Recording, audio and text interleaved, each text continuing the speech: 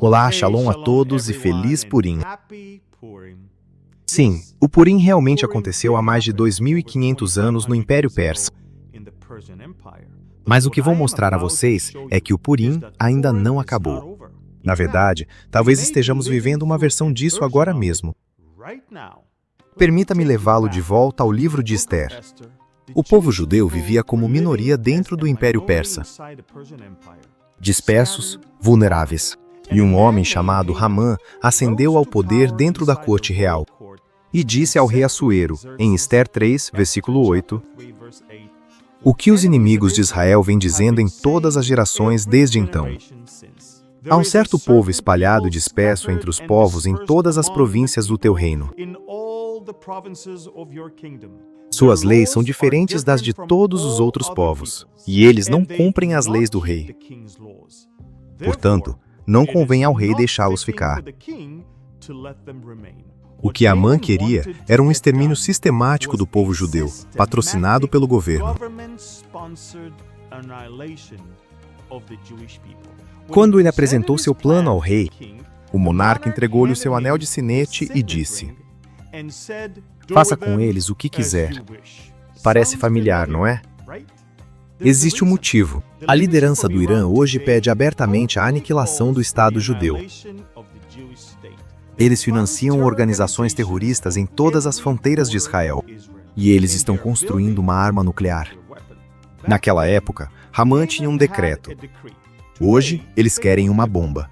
Mesmo espírito, novo século. O espírito de Hamã está se espalhando pelo mundo. O antissemitismo está a aumentar, de uma forma que não víamos desde os anos anteriores à Segunda Guerra Mundial. Nos campi universitários, nas ruas das principais cidades, até mesmo dentro de algumas igrejas. Você está ouvindo o mesmo velho lamento. Os judeus são um problema. Não é diferente de quando Esther foi obrigada a esconder quem ela era. Nada mudou. Nada. Mas é aqui que a história fica interessante, porque em meio a toda essa escuridão, Deus já havia posicionado o seu povo. Ele já havia colocado Esther exatamente onde ela precisava estar. Não por acaso, mas de propósito, para um momento como este. Mordecai foi até Esther com uma das declarações mais importantes de toda a Escritura. Em Esther 4, versículo 14, ele disse: pois, se você permanecer em completo silêncio neste momento, o alívio e a libertação virão para os judeus de outra parte. Mas você e a casa de seu pai perecerão. Mas quem sabe se não foi para um momento como este que você chegou ao reino? Mordecai não estava dizendo: Esther, se você não fizer nada, Israel estará acabado. Ele estava dizendo o contrário. O alívio e a libertação viriam de outro lugar. Deus já tinha um plano. Deus não precisava de Esther. Isso é um lembrete importante para todos nós. Deus não precisa de você, mas recusar o chamado tem consequências. Como vocês devem se lembrar, Mordecai também disse claramente: você e a casa de seu pai perecerão. Para Esther, não havia opção neutra. Nunca houve uma opção neutra quando se trata do povo judeu. Essa história tem muito a oferecer à igreja hoje.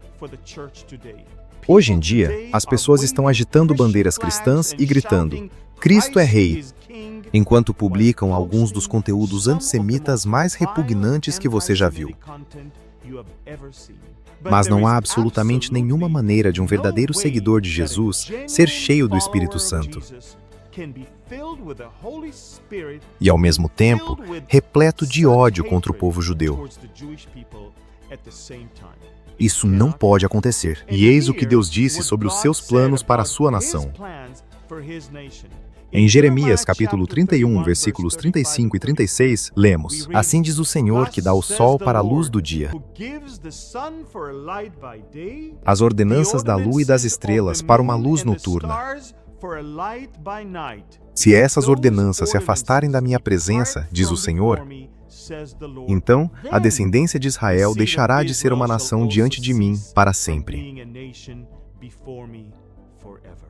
Porque o plano de Deus para esta nação é inabalável, não sujeito à revisão pela BBC, não sendo cancelado por uma petição na sua universidade.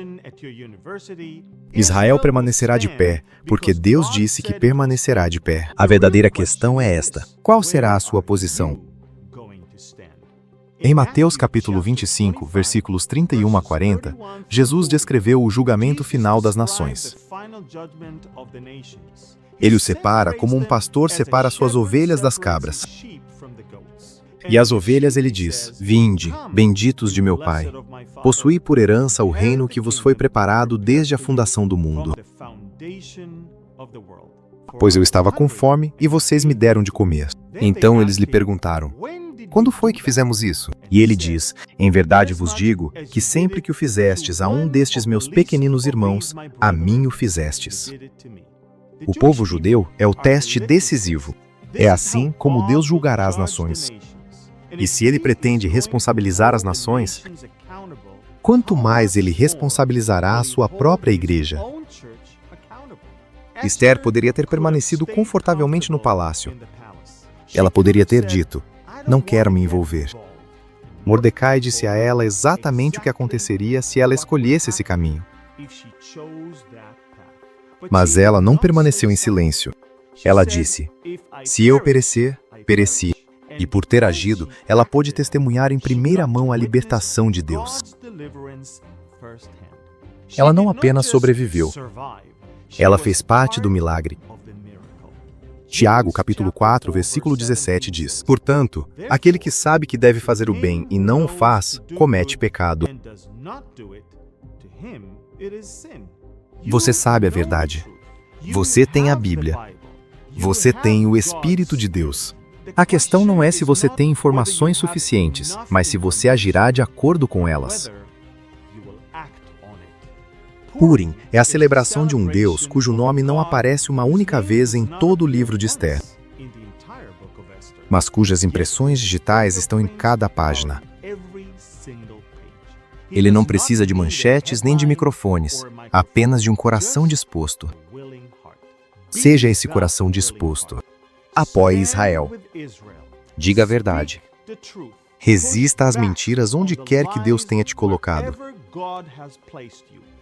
Deus vai proteger e libertar o seu povo. A única questão é se você vai fazer parte dessa história. Shalom e que Deus te abençoe.